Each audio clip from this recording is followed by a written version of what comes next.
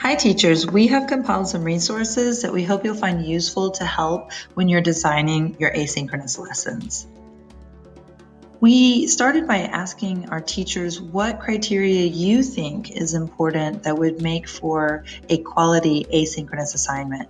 And based on your responses, it is resoundingly clear that our teachers are very concerned about the student experience when working with asynchronous assignments.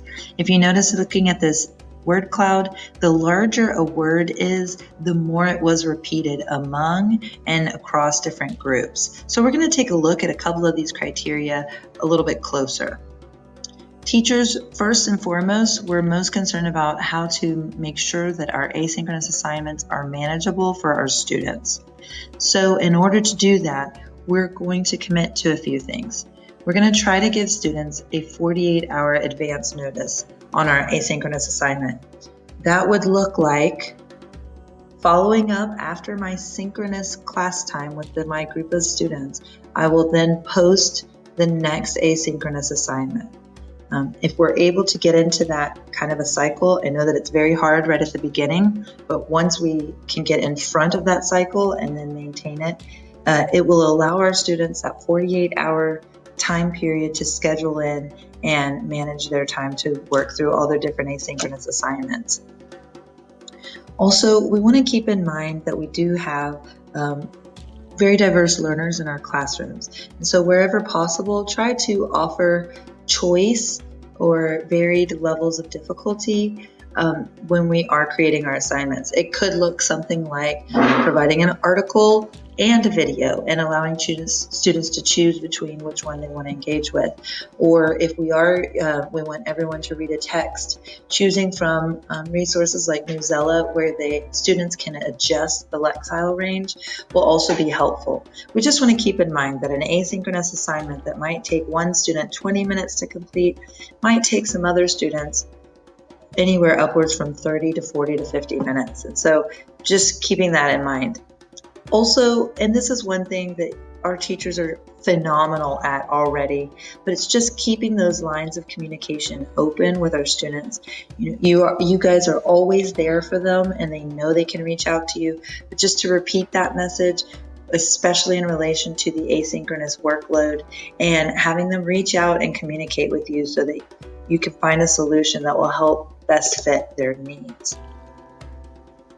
Our second really important component that teachers felt like needed to be addressed was that our work was engaging.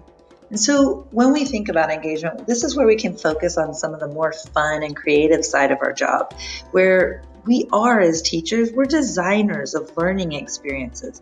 We get to be creators and curators of content.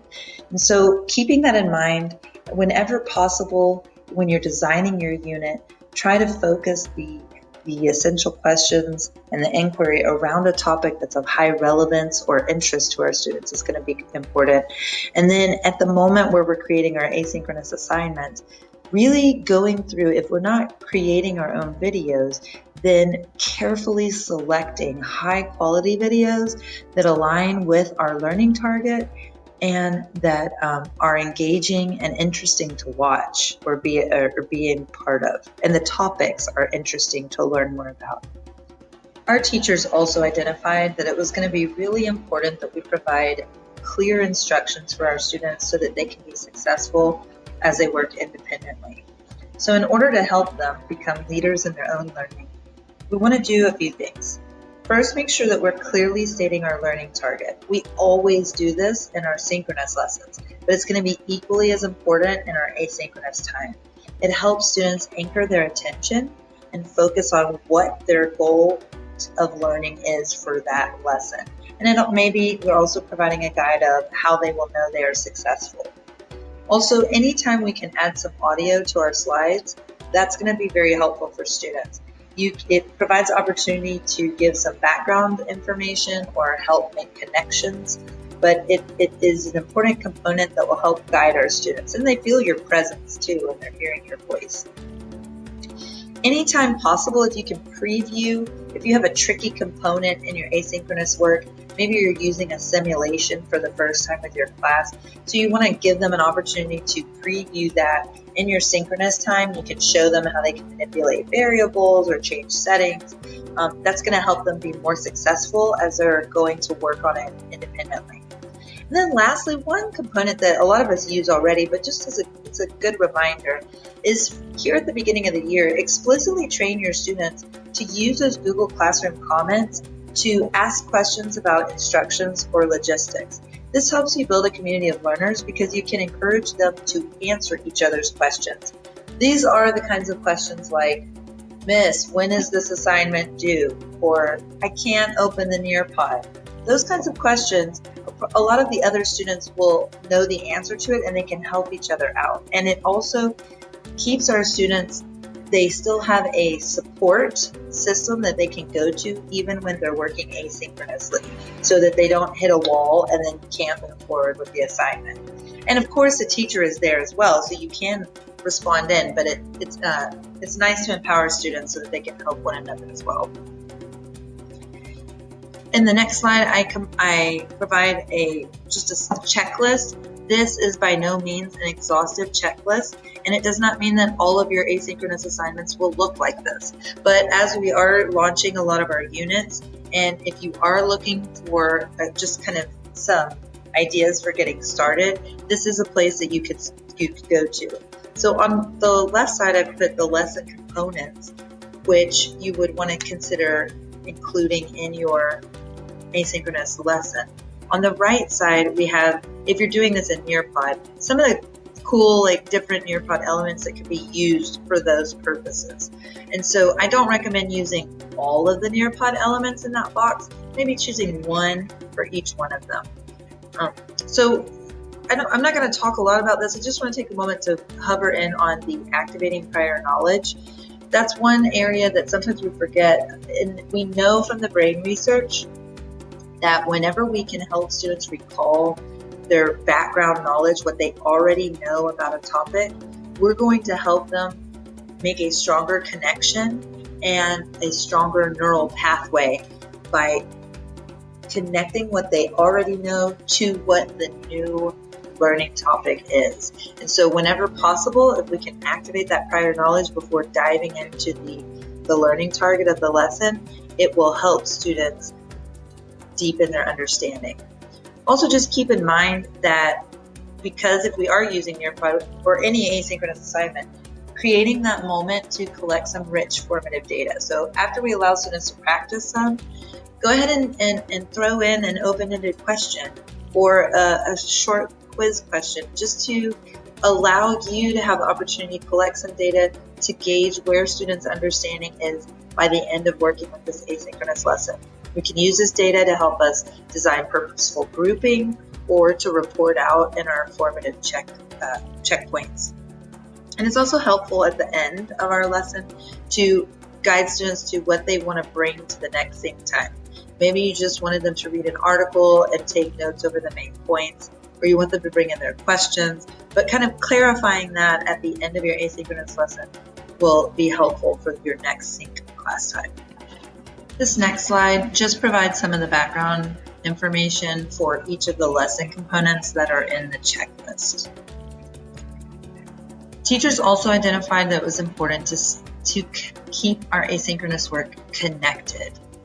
So some of the reasons here is because if we connect our asynchronous and our synchronous time, we are creating that coherent learning experience for our students.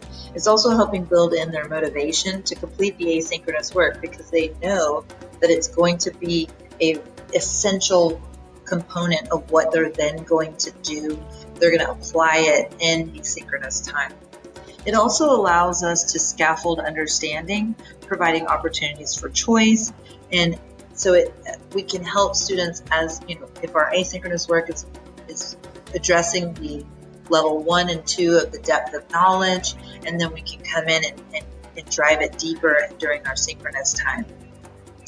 It allows us also to use our synchronous time together to give students the time to collaborate, the time to process and verbally process their understanding, along with receiving the support of their peers and their teacher.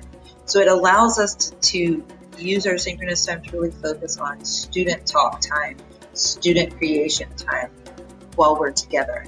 So we can kind of package up and ship out the mini lesson and the teacher talk time so that when we come together for the sync, it's the students talking and working. On the next slide, I tried to provide a few examples of how to connect our async time to our synchronous time. We have over here in this circle the humanities style classes. This is our social studies, our English, our Spanish classes might engage in these kinds of activities. Of course, it's not limited just to those disciplines. Over here, the purple circle is referring to the arts. We have down here science, and in this yellow circle is math. Instead of just kind of going through that, but kind of thinking about, okay, maybe in their asynchronous time, they were reading an article, they were looking at a performance, maybe they were observing a phenomenon, maybe they were practicing a math strategy. And then when we come together in our synchronous time, notice that a lot of it is involving putting them in groups. So in groups, they're summarizing main ideas or determining the criteria for critiquing a performance, or they are together in groups beginning a rough draft model to explain the phenomenon, or they are explaining their mathematical reasoning in groups and they're justifying their thinking or evaluating which strategy was the most effective. So it's really taking that independent work time and connecting it back in the synchronous time in a group component where they're able to talk out their thinking and their understanding together. On the next few slides, it's strictly just resources to help in the actual lesson design and planning. I do strongly encourage you to go and find your discipline and select that link. It's a hyperlink for each one of the disciplines. And then because it's very useful in structuring your asynchronous and synchronous connections. You'll notice it actually involves Bloom's taxonomy and the DOK levels. I wouldn't worry too much about trying to figure out the whole structure of this matrix, but just taking a look that your level 1, 2, 3, and 4 are sorted out by these columns. And I'm going to use this English as an example for a moment to look at how we can use our DOK to help us structure these coherent learning experiences. So for example, let's say that asynchronously, I'm going to have students engage with a text and they're describing the literary elements. Maybe we're going to focus in on dialogue here, and we're looking at word choice and seeing how that impacts meaning. Independently, students are beginning to engage in that kind of thinking, and maybe they're going to summarize some of the results or the ideas. They're going to use that word choice to make some inferences or predictions, right? So then if they're doing these components asynchronously, that allows us to come together in our synchronous class period to then have a rich, deep discussion about how the author's word choice created an unintentional bias or an intentional bias, how that may affect the reader's interpretation of a text. We can play around with switching out words, and so that we're really exploring this concept of word choice in a higher level thinking. We're getting strategic about it. We're looking at the reasoning component.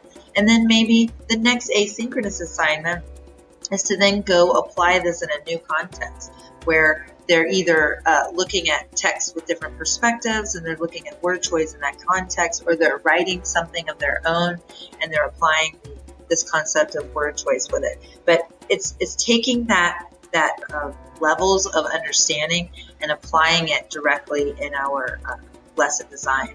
So very useful resource here for, I hope I got everybody's disciplines in.